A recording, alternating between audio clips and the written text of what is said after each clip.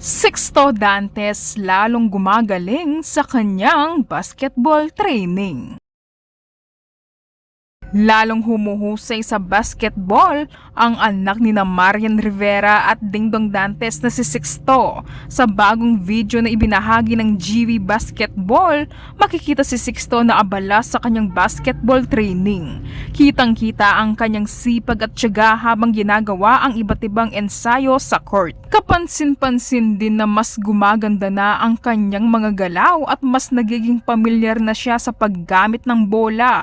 Sa bawat training, makikita kung gaano siya kaseryoso at kasaya habang natututo. Hindi man maikakaila na bata pa si Sixto, makikita na mayroon siyang interes at hilig sa basketball.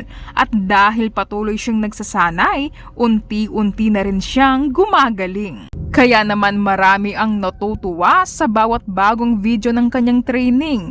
Nakakatuwang makita kung paano siya unti-unting natututo at nahuhubog sa sports na tila talagang kinagigiliwan niya. Sa ngayon, patuloy lang ang kanyang pag-ensayo at pag-enjoy sa paglalaro. Hindi malayong mas lalo pa siyang gumaling habang lumalaki. Talagang nakakatuwang isipin na meron ng future basketballista ang pamilya Dantes. Siguradong proud sina Dingdong Dantes at Marian Rivera sa kanilang anak na si Sixto.